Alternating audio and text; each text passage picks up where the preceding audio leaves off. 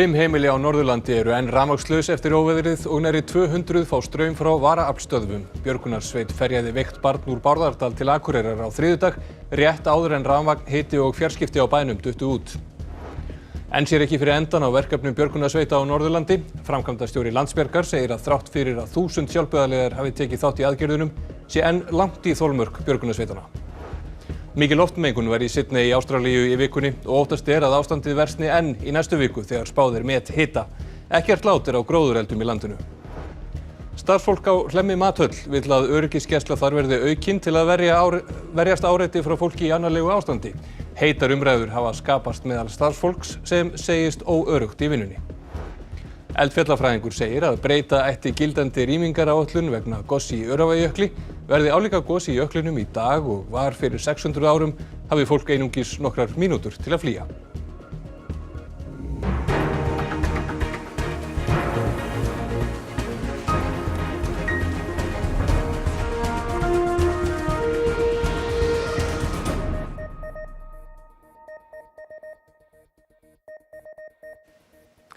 Gott kvöld.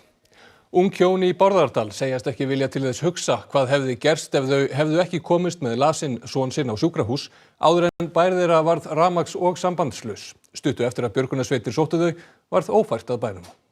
Óðinn Máni er 1 árs. Á þriðjudaginn veiktist hann hastarlega og þar sem rafmagnslaust var vegna óveðursins ákváðu foreldrar hans að óska aðstoðar björgunarsveitar sem ferjaði þau af bænum þeirra í Bárðardal á sjúkrahúsið á Akureyri. Sá litli fékk sýkla og verkjalyf og hefur nú náð sér að mestu. Ungu hjónin segja að ekki hafi mátt tæpara standa.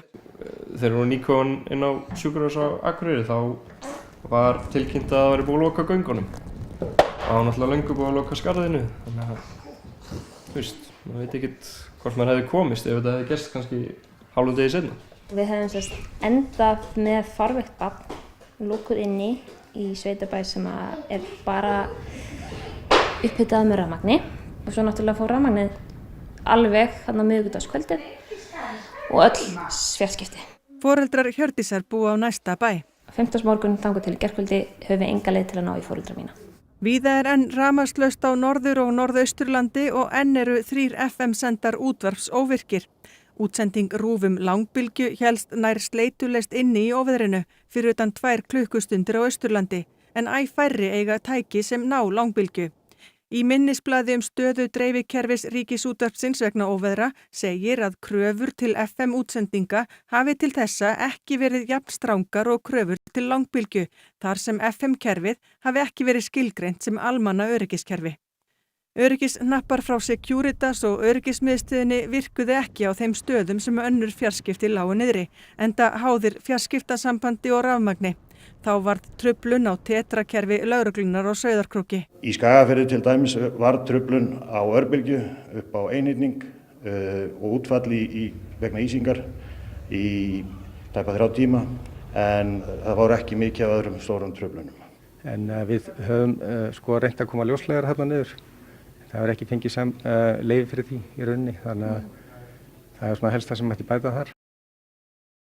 Aðgerðir síðustu daga eru meðal þeirra stærstu hjá björgunarsveitunum frá upphafi, segir framkvæmdastjóri Landsbjargar. Meira en 1000 björgunarsveitamenn tóku þátt í aðgerðunum sem standa enn yfir og ekki sér fyrir endan á. Björgunarsveitamenn eru enn að sinna verkefnum vegna óveðursins sem skall á landinu í byrjun vikunnar. Álagið á björgunarsveitirnar hefur verið mikið síðustu daga. Þetta er mjög stór aðgerð og það er alveg klárt mál að þetta fer svona á listan með okkar stærstu aðgerðum eða verkefnum. Það er náttúrulega, eins og ég sagði mjög víðfemt. Það er stór hluti landsins undir. Frá því á þriðjudag hafa meira en 1000 björgunarsveitamenn sinnt á annað 1000 útköllum, stórum og smáum, víðsvegar landið. Í dag voru 250 manns enn að störfum á Norðurlandi. Í upphafinu þá var spáð mjög vondu veðri og fólk fór eftir þeim tilmælum sem voru gefnar út og sem gerði það verkum að björgunarsveitirnar voru til dæmis afskaplega lítið í því að aðstoða fólk í ófærið eða svoleiðis vandræðum. Leitin að drengnum sem féll í Núpá á miðvikudag var fjölmennasta aðgerðin en hún var hættuleg, erfið og löng. Ég geti nú trúað því að þeirri leit hafi komið svona 300 manns frá björgunarsveitunum og vissulega setti náttúrulega sitt mark á aðgerðirnar í heilsinni. Þrátt fyrir að margir hafi tekið þátt í aðgerðum var töluvert í þolmörk Landsbjargar. Við erum nú blessanlega með mjög öflugar björgunarsveitir og þar eru vel yfir 4.000 manns á útkallskrá, þannig að við eigum ennþá nægan mannskap út all land til þess að sinna verkefnunum og höfum geta aðstoðað til dæmis sveitirnar okkar á Norðurlandi og sent til þeirra auka mannskap. Ekki sér fyrir endan á störfum björgunarsveitamanna en Jón segir stuðning almennings ómetanlegan. Samfélagið er allt með okkur eins og alltaf þegar svona er og félagið og sveitirnar njóta mikils trausts og við erum afskaplega þakklátt fyrir allan þann stuðning sem þetta starf okkar fær. Ragnheiður Jóna Ingimarsdóttir, sveitarstjóri í Húnaþingi vestra, velkomin. Takk fyrir. Þetta skapaðist mjög alvarlegt ástand hjá ykkur í Húnaþingi vestra og náttúrulega víðar í þessu óveðri, en þið urðuð rafmagns- og fjarskiptalaus í talsverðan tíma og meira þess að sjúkrahúsið. Já, það er alveg rétt hjá þér. Þetta var mjög alvarlegt ástand og maður er svona að gera sér betur grein fyrir því eftir með þegar maður er komin út úr aðstæðanum, en þetta var í raun og veru lífshættulegt ástand. Við gátum hvorki sótt okkur bjargir né veitt bjargir. Þannig að ástandi var í raun og veru graf alvarlegt. Myndirðu segja að allir helstu innviðir samfélagsins hafi klikkað? Já, við bara segjum það. Þeir gerðu það. Þeir klikkuðu. Við höfum hvorki rafmagn, né nokkurt fjarskiptasamband, tetrakerfið var úti. Við náðum ekki útvarpi, hvorki FM né langbylgju sumstaðar náðum við henni ekki heldur. Þannig að við fengum hvorki upplýsingar hvað væri að gerast eða hver staðan væri eða hvað myndi gerast. Þannig að þetta var alveg grafalvarlegt. Ráðherrar úr ríkisstjórninni og fulltrúar ýmissa stofnana komu og heimsóttu ykkur í gær á Hvammstanga. Já. Hvaða skilaboð færðu þið þeim og hvaða viðbrögð fenguð þið frá þeim? Við gerðum bara grein fyrir raun og veru hvað ástandi var alvarlegt og í hvaða aðstæðum við vorum á þessum tíma og ég held að þetta hafi verið mjög upplýsandi fyrir þá og við náttúrulega óskum eftir því að það verði farið í úrbætur bara hið allra fyrsta og það má bara ekki bíða. Fengstu viðbrögð við því? Já, við fengum viðbrögð við því. Þau eru strax farin að vinna og við munum leggja okkar tillögur inn í þennan vinnuhóp sem búið er að skipa. Takk fyrir komuna, kærlega. Ekkert lát er á gróðureldunum í Ástralíu og óttast er að ástandið versni enn í næstu viku þegar spáð er methita í landinu. Loftmengun í Sydney var mikil og kona sem þar býr líkir ástandinu við hamfarir þegar verslét. Síðast í dag var fólki víðs vegar Ástralíu gert að yfirgefa heimili sín vegna gróðurelda sem geisað hafa í landinu vikum saman. Svæðið sem hefur brunnið eða er enn að brenna í nýju Suður Wales og í Queensland er 29.000 ferkílómetrar að stærð. Til samanburðar má nefna að Ísland er 103.000 ferkílómetrar, svo svæðið sem brunnið hefur er álíka stórt og fjórðungur landsins okkar. Veðurspár gera ráð fyrir hitabylgju víða í Ástralíu í komandi viku. Miðað við spár gæti áratuga gamalt hitamet upp á 50,7 gráður verið slegið. Ástralir ekkert óvanir því að það logi eldar hérna yfir sumartíman, en þeir byrjuðu óvenju snemma núna og umfangið er mjög mikið. Hitin og gróðureldarnir hafa margvísleg áhrif og valda meðal annars gríðarlegri loftmengun til að mynda í Sydney.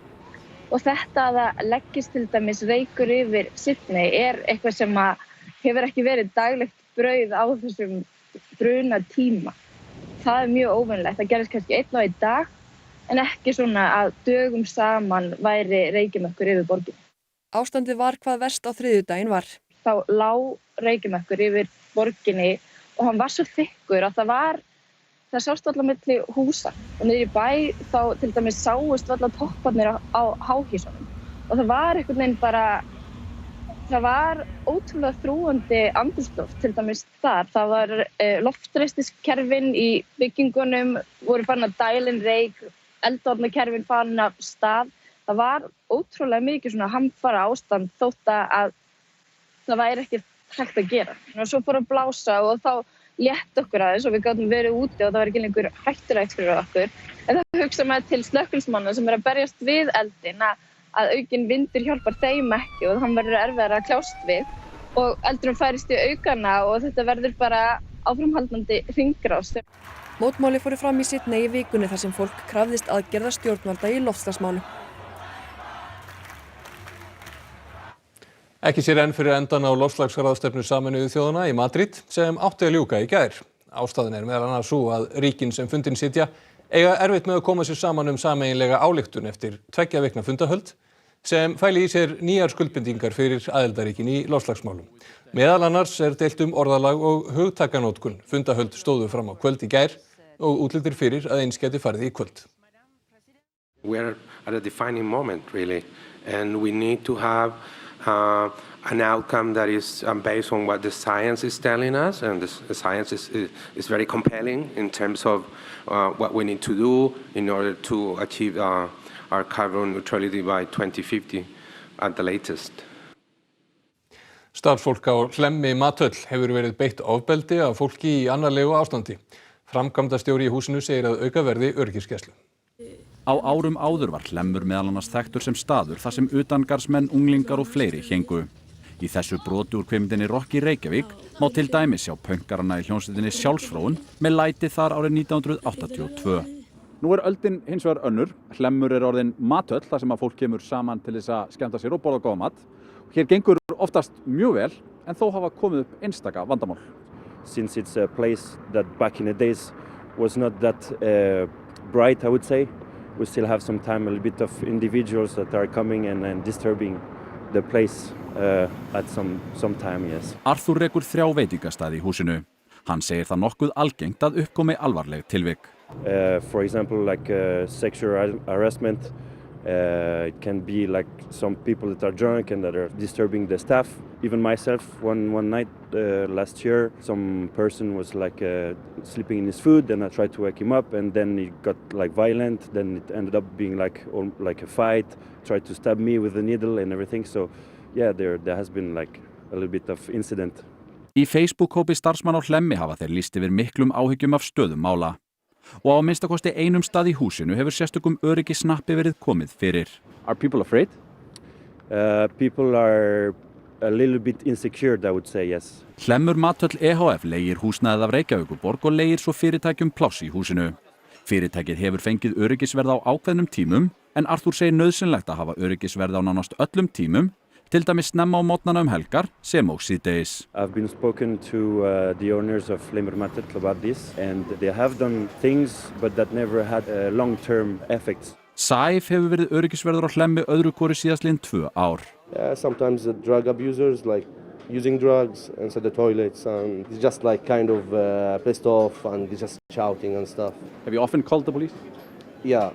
Guðrún Berta Danielsdóttir, stjórnarformaður Hlemms mathallar EHF, segir í skriflegu svari til fréttastofa vart hafi orðið við aukna umferð ógæfu fólks húsið.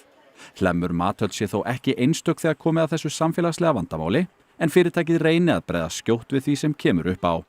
Þá sé gæsla í húsinu á breytilegum tímum. I've been actually pushed by other staff to do this interview, so all the staff has the same view on this matter. Nicola Sturgeon, leiðtogi skoska þjóðarflokksins, fagnaði góðu gengi í þingkosningunum í Bretlandi með stuðningsfólki sínu í dag. Flokkurinn bætti við sig 13 þingsætum og Sturgeon segir úrslitin staðfestingu á því að Skotar vilji aðra þjóðaratkvæðagreiðslu sjálfstæði, sér í lagi þegar Bretland sé nú á leið úr Evrópusambandinu. Það voru sömuleiðis fagnaðarfundir þegar forsætisráðherrann Boris Johnson heimsótti kjósendur í norðurhluta Englands í dag. Þar tryggði íhaldsflokkurinn sér þingmenn í mörgum kjördæmum sem verkamannaflokkurinn hafði haldið í áratugi. Búist við að Johnson tilkynni smávægilegar breytingar á ríkisstjórn sinni strax eftir helgi. Rétt væri að breyta rýmingaráætlun vegna goss í Öræfajökli að mati eldfjallafræðings. Ef goss í líkingu við það sem varð árið 1362 verður í fjallinu, hefur fólk aðeins nokkrar mínútur til að forða sér. Vísindamenn fór í leiðangur á Öræfajökli í lok október og niðurstöður hans staðfestu eldri grunn þeirra hvað gerist fyrst í miklu sprengigosi sem var í fjallinu árið 1362.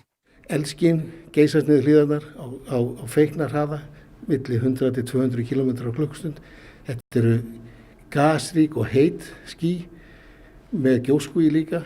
Hitastigið er 300 til 500 gráður, ekkert súrefni. Og þannig að ef þú ert í vegi fyrir svona fyrirbæri þá er lítið undankomuleiðir. Þorvaldur bendir einnig á að eldskíð í gosinu 1362 hafi verið mjög útbreitt. Það náði frá suðvesturhlíð fjallsins og vel vestur fyrir átta Svínafelli og þakti suðurhluta fjallsins og náði að minnstakosti 15 km fjarlægð frá upptökunum. Hér má sjá tímaröðuna á gosefnunum. Fyrst smá gjóska, síðan gusthlaupið eða eldskíð hættulega og loks meiri gjóska. Þorvaldur segir þessar upplýsingar sína að það eina sem hægt sé að gera sé að rýma svæðið nógu snemma ef grunur sé gos og taka þá á sig ef óróin leiðir ekki til goss. Hann segir erfitt að spá fyrir gos í Öræfajökli því aldrei hafi fengist tækifæri til að mæla slíkt en fjallið hafi ekki gosið síðan 1727. Hins vegar sé það þekkt að órói og tíðni óróans í eldfjöllum séu vísbending. Það rýmingaráætlun eins og hún var kynnt miðaði við, fyrst og fremst við að jökulhlaup var það fyrsta sem kæmi niður Hlíðarfjallsins. Plan B var, það tók tillit til gusthlaupa og gjóskuhlaupa.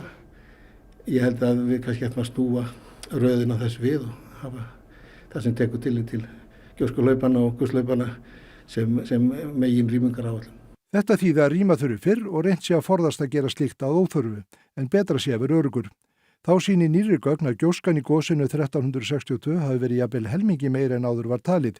Gjóskumagnið hafi verið alltaf 20 rúmkilometrar og gosmökkurinn náði 30 til 40 kilometra hæð og gjóska hafi borist í 100 kilometra á móti vindi. Þetta öflugasta sprengigos í Evrópu á síðustu 2000 árum. Þannig að við erum að tala mjög stóran atburð ef Öræfajökull tekur upp á því að búa til annað svona gos fyrir okkur. Gosið var það öflugt að örnefni breyttust og svæði fekk núverandi heiti Öræfi og það lýsir ástandinu vel og þetta í eina skipti segir Þorvaldur sem nafn fjalls og svæðis breytist við gos. Hann segir gosið í Öræfajökli árið 1362 mjög svipað því sem gerðist árið 79 þegar Vesúvíus gaus og lagði Pompeii eyði nema að gosið í Öræfajökli var stærra. Helgríma Edvards Munks á meðal muna sem sjá má í vinnustofu Braga Ásgeirssonar sem opnuð var í Háhýsi í Reykjavík í dag. Sonur Braga vill að þjóðin hafi aðgang að vinnustofunni. Bragi Ásgeirsson var frumkvöðull í íslenskri grafíklist en hann lést árið 2016. Í dag opnuðu synir hans dyrnar að gömlu vinnustofu Braga í Háhýsi við Austurbrún í Reykjavík. Við bræðurnir erum búin að vera að vinna í því að fá vinnustofuna vendaða og bjargiðinni til frambúðar. Svo við sem fjölskylda og börn okkur og barnabörn og okkur gengnum og svo bara þjóðin geti haft aðganginn að þessu stórkostlega stað. Úr vinnustofunni sem á 13. hæð magnað útsýni sem eflaust hefur veitt Braga innblástur. Og bara að koma hingað upp ákveðin upplifun og hefur alltaf verið að hitta kallinn. Það vísu ekki persónu í dag en við erum með brjóstmyndar Ragnar Kjartans og svo andinn allar sem svífur niður. Á meðal verka í vinnustofunni Helgríma Munks en það afsteypa af andliti norska listmálarans Edvards Munks sem Braga áskotnaðist og hann notaði í listaverk. Mun fólk bara geta komið hérna eins og inn á hvert listasafn? Það verið að vinna í því. Hvaða format við höfum því í framtíðinni, það kemur í ljós. Auk vinnustofunar var í dag opnuð sýning á verkum Braga í húsnæði við Sundaborg. Nú þegar 10 dagar eru til jóla hefur skíðasvæðið í Bláfjöllum verið opnað. Skíðagarpar eru sammála að það sé geggjað að komast á skíði þótt það geti verið vont að detta. Nú eru 500 manns á svæðinu og eins og þú sér það eins og sé enginn í það. Þannig að auðvitað viljum við meira en jólatrafikinn, fólk bara veit ekki hvernig á að forgangsraða svona í desember. Fyrst skíði, svo jólagjafir. Bara geggjað, við erum búin að vera að horfa á internetið og sjá myndavélinni hérna og við erum búin að bíða eftir snjónum og loksins er það komin. Það er geggjað. Mjög skemmtilegt að ná svona fyrir jól, sko. Það er 9 stiga frost og svo smá vindgæling, þannig að þetta er nálægt 20 eins og það er staðan núna.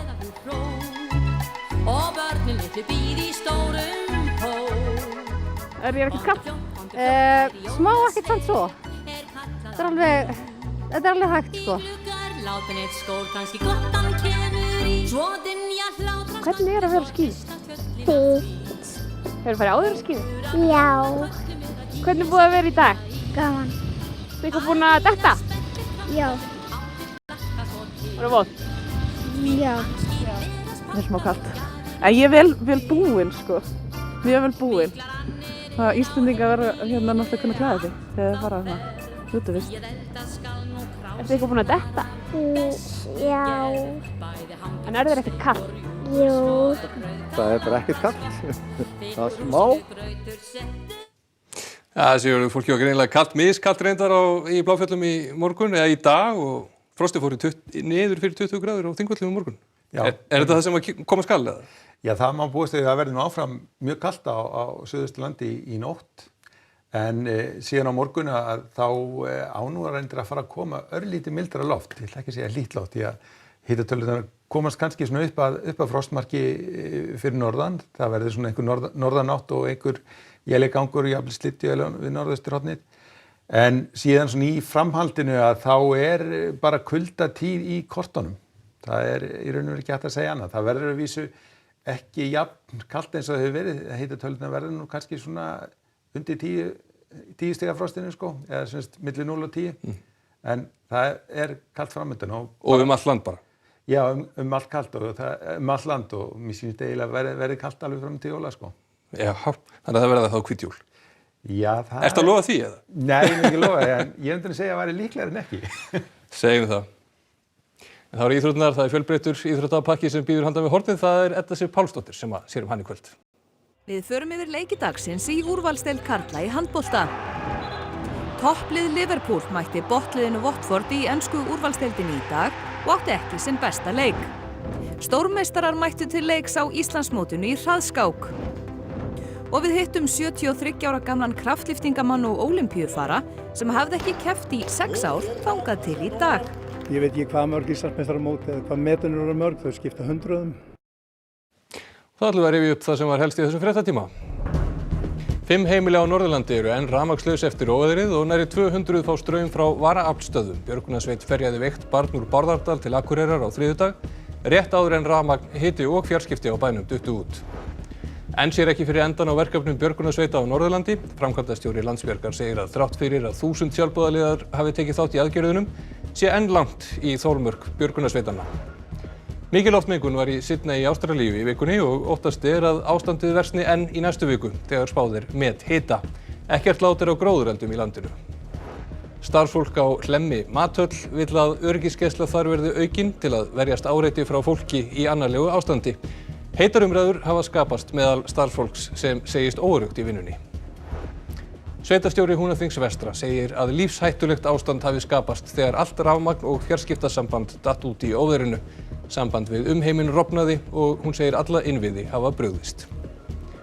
Þessu fréttatíma lokið og komið að íþróttum og veðri. Næstu fréttir eru í útvarpi klukkan 10 í kvöld og nýjustu fréttir má alltaf finna á ruv.is. En við segjum þetta gott að sinni.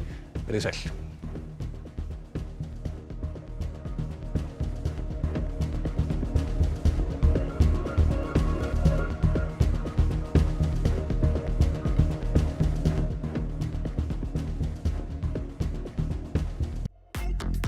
Á RÚV í kvöld. Eftir einhver 3-4 lög, þar sem ég áttaði mig á, ég get ekki bara rappa um hvað sem er. Ég var að rappa um það sem ég að gera. Í Rababara kynnumst við ferskasta fólkinu í íslensku rappsenunni og sjáum á því óvæntar hliðar. Fólkið mitt og fleiri dýr. Durrell fjölskyldan frá Bournemouth á Englandi búin að koma sér vel fyrir á grísku eyjunni Korfú. Ævintýralegt aðfangadagskvöld jólamynd fyrir alla fjölskylduna